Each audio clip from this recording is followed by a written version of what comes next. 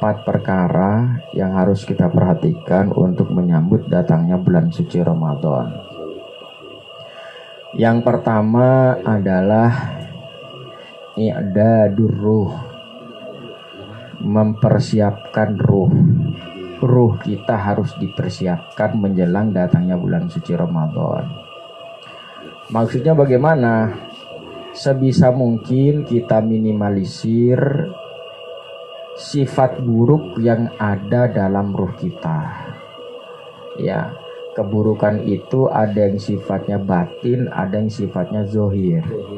Makanya ada kitab namanya Ma'asil Batin wa Ma'asil Zohir. Kitab menjelaskan tentang maksiat-maksiat batin dan maksiat-maksiat zohir. Maksiat batin apa saja? Ya ujub, sum'ah, pengennya didengar, sombong, takabur. Nah itu harus bisa kita minimalisir. Allah Subhanahu wa ta'ala berfirman, qad aflaha man zakkaha.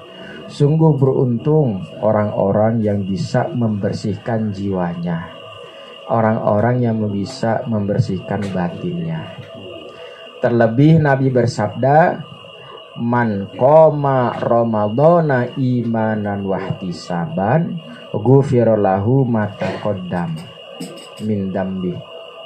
Man soma ramadhana, siapa dia yang puasa di bulan Ramadan?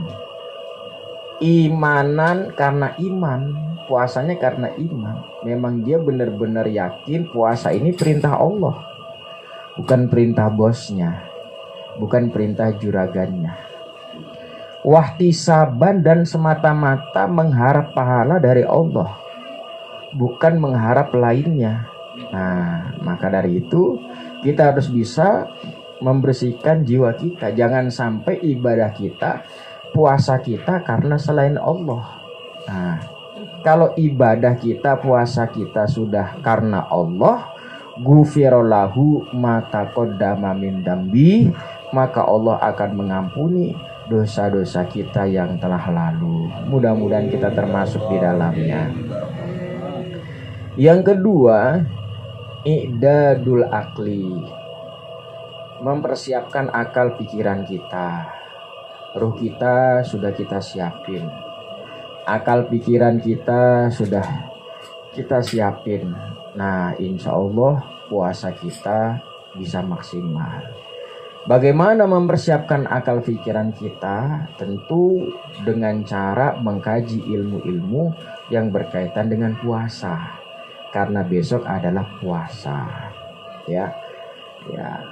Al-Imam Ibnu Ruslan menjelaskan dalam kitab Zubatnya, wa kullu man bi ghairi ilmin ya'malu a'maluhu mardudatun natqbalu.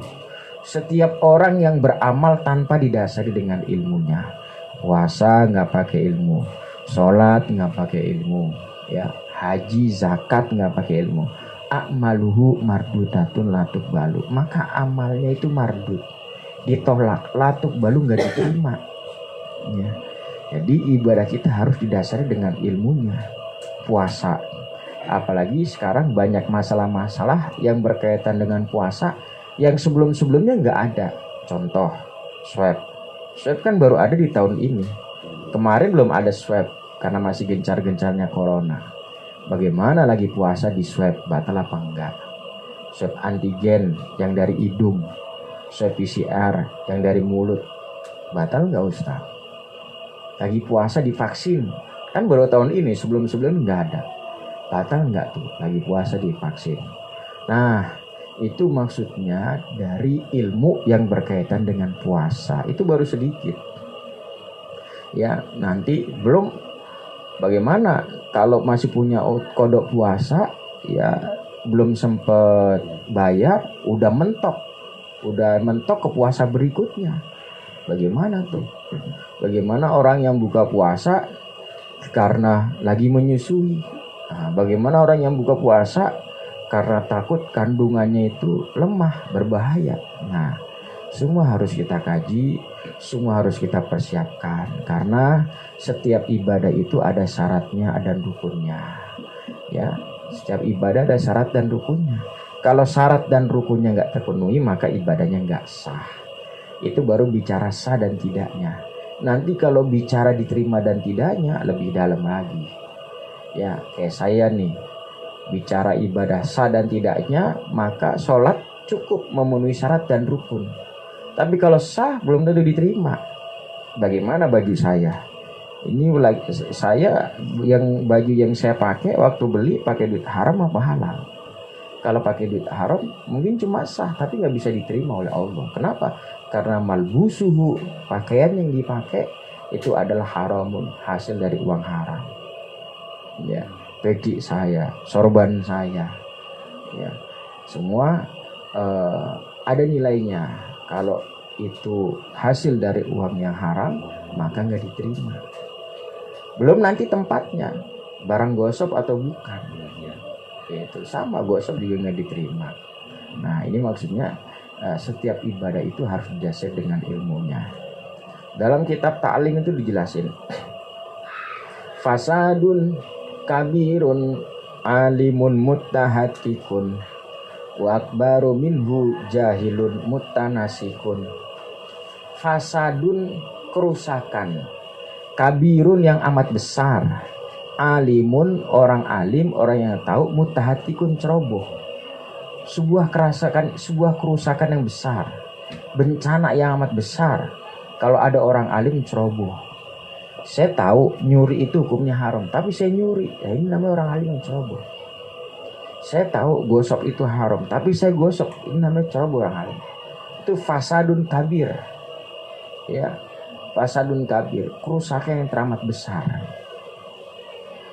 Tapi wa akbaru minhu, yang lebih besar dari itu, jahilun mutanasikun, orang jahil, orang bodoh, mutanasik, manasik, yang ibadah. Orang bodoh ibadah itu lebih besar bahayanya daripada orang alim yang ceroboh. Ya, dia nggak ngerti ilmunya ibadah.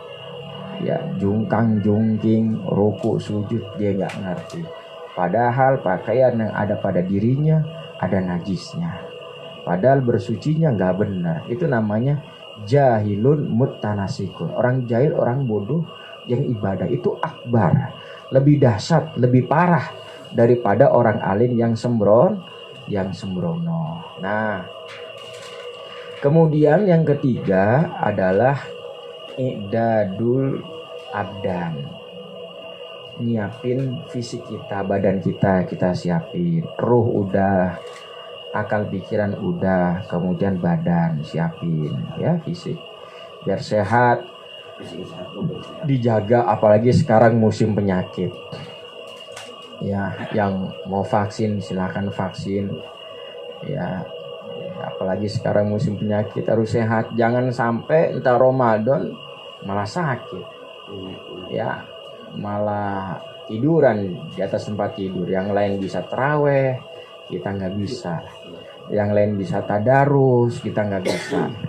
Yang lain bisa puasa, kita nggak bisa. Ya, gara-gara kita nggak bisa jaga badan. Fisik juga penting. Kata Nabi, al-mu'minul qawi khairun wa habbu minal mu'minid dhaif. Seorang mukmin yang qawi, yang kuat, yang semangat, khairun, lebih baik, wa habbu, dan lebih dicintai, minal mu'minid dhaif, daripada seorang mukmin yang lemah, yang malas-malasan. Ya, asal diajak ibadah tarlu gitu. Ya, asal diajak taraweh tarlu. Nah, jadi itu malas-malasan. Tarsok. Nah, jadi fisik badan kita harus kita persiapkan. Yang terakhir adalah i'dadul maliyah. Siapin harta kita. Ruh, akal, fisik, badan, harta. Buat apa? Buat sedekah. Dompet, ya. Dompet penuhin. Gitu. Kata saya lihat di WA tuh, nggak tahu siapa yang nyampein tuh. Ada 3 perkara yang paling dibenci sama manusia. Yang pertama, omong kosong. Nggak suka tuh omong kosong. Yang kedua dompet kosong. Semua yang ketiga nggak tahu apa lagi itu, apa yang kosong tuh, apa pikiran kosong, apa apaan, perut kosong. Nah, jadi kita siapin ya semampu-mampunya, kita siapin, bantu orang yang lagi buka, orang yang mau sahur ya, berbagi ya. Kalau di kitab Tanqiul Qaul udah pernah saya jelasin tuh, kita udah hatam. Ada seorang ulama yang ahli dzikir di pendopoknya terus, kemudian dia diuji sama Allah zina.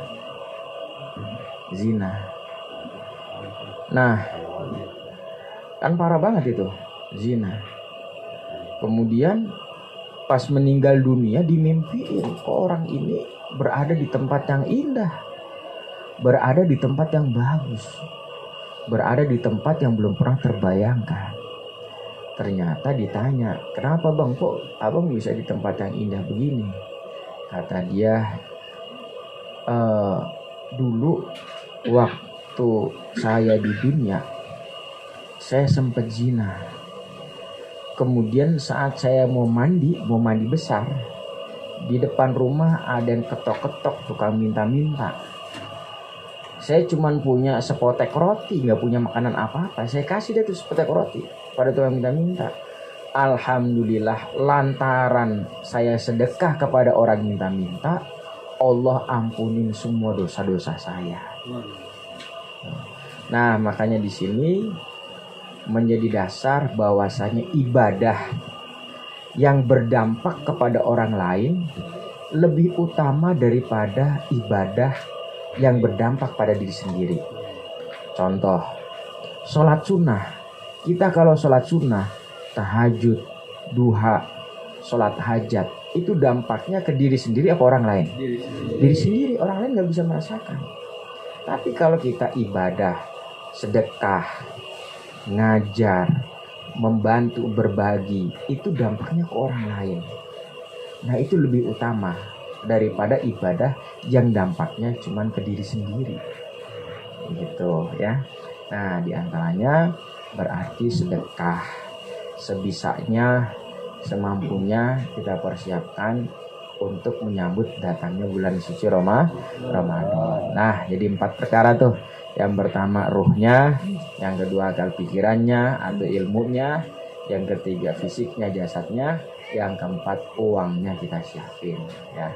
Mudah-mudahan bermanfaat. Hanya ini yang dapat saya sampaikan.